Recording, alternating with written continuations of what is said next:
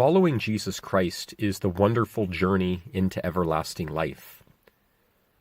But not very many people follow Jesus with us. In fact, when Jesus calls us to be disciples, he often calls us away from our earthly father, away from our earthly mother, away from our children, away from grandparents and other people in our family.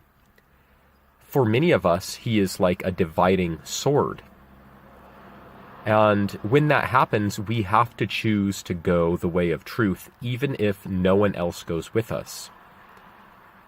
I want to read to you what happened when Jesus called his early disciples. This is found in Matthew chapter 4. And Jesus, walking by the Sea of Galilee, saw two brothers, Simon called Peter, and Andrew his brother, casting a net into the sea, for they were fishermen. Then he said to them, "Follow me, and I will make you fishers of men." They immediately left their nets and followed him. Going on from there, he saw two other brothers, James the son of Zebedee, and John his brother, in the boat with Zebedee their father, mending their nets. He called them, and immediately they left the boat and their father and followed him. I just wonder how their father interpreted that. Did he interpret that as his two sons who were going to take over the business and help him now just left and walked out? They were no longer going to help him support the family? Or did he also understand that this guy that his two sons were going to follow was truly the Son of God? I'm not totally sure. But just imagine that you and your family have been a part of a business for a long time, and Jesus calls you away from that. I could see heartbreak, animosity, frustration from the people in your family. We have to choose to count the cost if we will go with Jesus, and that means even forsaking family, friends, everything that we once enjoyed in the world. When Jesus calls us to follow him, whatever the cost is, we have to choose to count that cost to go with the Lord. Everything that I have given up to follow Jesus, pretty much, it's like nothing, guys.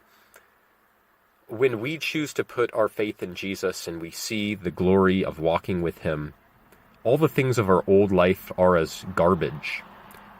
And a lot of the relationships that I used to have, I realize they were relationships leading me in the wrong direction, even though I had friendships that I enjoyed in the world with people who were also in the world like me.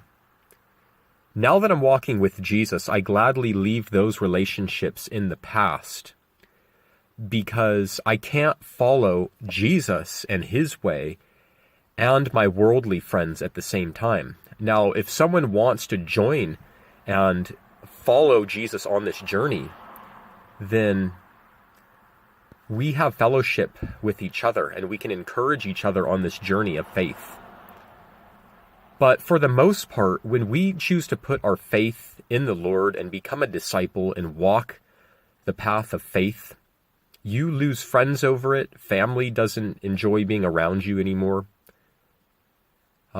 You just don't relate with the world the way you used to, because you have a newfound joy in the kingdom of heaven. All your joy is in the kingdom of God. It's with Jesus Christ. You don't take pleasure in worldly things that are sinful anymore. Have you counted the cost to follow Jesus? Are you ready to leave all, that is, anything Jesus calls you to give up, to be his disciple? It's like how Jesus said, "Where your treasure is, there your heart will be also." So where is your treasure? Is your treasure in hoarding all the things of this world, making sure that you hold tightly to all your worldly friends, all your worldly possessions, how your life is now?